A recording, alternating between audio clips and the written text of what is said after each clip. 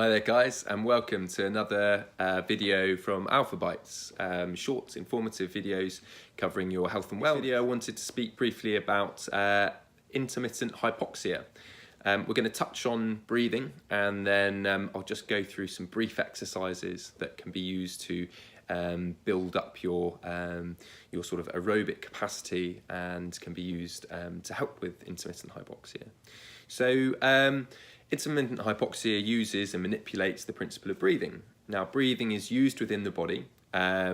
We use breath, or we take in sort of breath to deliver oxygen to our working cells. Now, we need oxygen in the body because we take the negatively charged electrons from the oxygen, and our mitochondria, which are basically like the batteries in our cells, they use them to create ATP, or energy. Now, they expel positively charged ions, and one of the sort of byproducts of creating this energy is carbon dioxide. So that's one of the sort of things that we get rid of. Now, the amount of oxygen that we can take in is dictated by something called oxygen affinity, and this can be determined by a number of different sort of facets. So your oxygen affinity can increase or decrease dependent on the temperature. It can also increase or decrease depending on the pH levels. So if you've got a lot of oxygen in your body, for example, which is negatively charged, and you don't have that much sort of nitrogen or carbon dioxide, which is positively charged, generally your oxygen affinity is going to be quite low because you don't need more oxygen in. However, if you've got a lot of carbon dioxide in your body and you've generally got quite a positive charge, then your oxygen affinity is going to be higher because you'll need to get more oxygen to your working muscles. So, intermittent hypoxia, what is it? So, intermittent hypoxia is basically the increase of oxygen within your sort of body and its bodily systems, and then a period of starvation of oxygen. Okay, so increase of oxygen relative to nitrogen in the body, and then a decrease of oxygen for a period of time. Now, the benefits of intermittent hypoxia, there's a load of different benefits, but I'm just going to touch on 5 of the benefits for you in relation to exercise and also in daily life. So when you practice intermittent hypoxia, it releases what's called beta endorphins. And these are, you've probably heard of endorphins. Beta endorphins are a type of endorphins. And these increase the amount of dopamine in the body's, the dopamine is a hormone in the body. And this gives you an elevated feeling of yourself and makes you feel better. It also gives you or increases the amount of BDNF, which is brain-derived neurotrophic factor. And this basically will make you smarter. So this will increase the amount of brain cells that you have. A third reason why you might want to practice intermittent hypoxia is that it creates more sort of vascular pathways, I guess, within the body. So by increasing the amount of nitrogen relative to oxygen in that period of oxygen starvation, it increases the size of your blood vessels.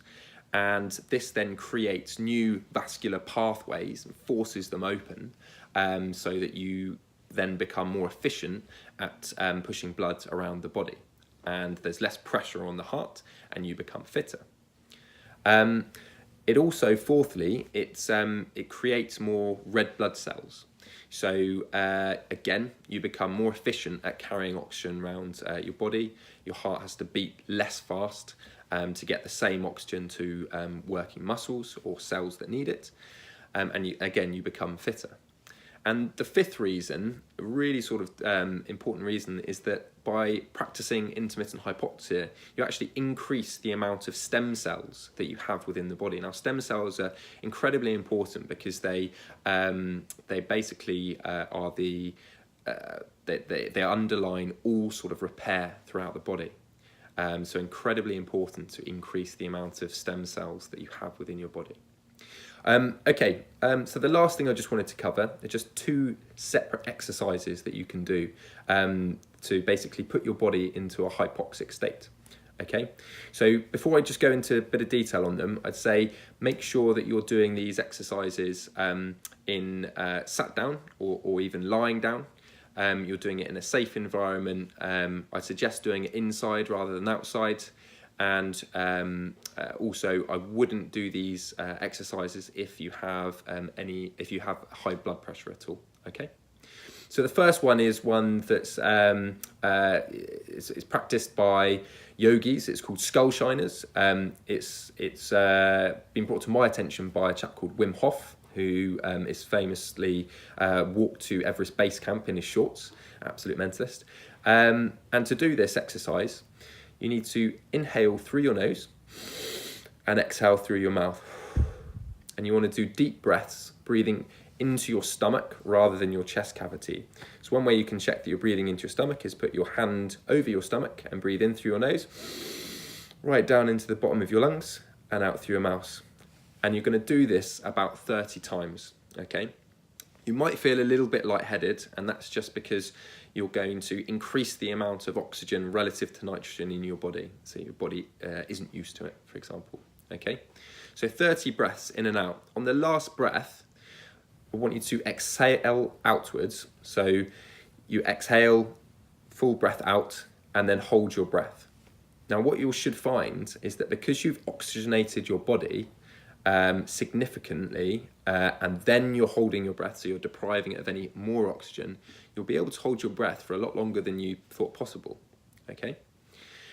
The second exercise is again an exercise that's practiced a lot in yoga, but it's got a lot of benefits in terms of it can be used to increase your focus, increase the amount of energy that you've got. And I like to do this exercise early in the morning. It can give you more energy than a double shot of espresso. So really good and an alternative to drinking coffee. And to do this exercise, you'd need to sit up straight. You're going to contract your perineum, okay? And then you're going to take in one deep breath, inhaling through your nose, okay? Right down into your stomach. Breathe in as much as you can, okay, and hold that breath there. You're then going to, from the air being in the sort of bottom part of your chest cavity, you're going to roll your diaphragm and the bottom part of your sort of stomach, forcing the air up into your chest. And from your chest, once your chest is expanded, you're going to roll it up into your head. So, step by step again. Contract perineum, breath inwards, roll it up to chest cavity, pushing via the diaphragm, and then the last stage to get the breath up to the head is you can swallow or take a gulp and force the breath up to the head and hold that for about 15 to 20 seconds. Now you'll probably feel, or you may feel, a little bit lightheaded. That's okay. If you feel too lightheaded, breathe, stop, relax, and don't do any more of that exercise until you've regulated your oxygen flow again. So those are two exercises, the Wim Hof exercise and then the sort of mind out of body yogi exercise that can be used to increase the amount of oxygen within your body and then decrease it for a period of time. Practice known as intermittent hypoxia. Got 5 key benefits, really good practice to do either for sort of increasing your performance in exercise or for general health. Okay, thanks guys. See you next time.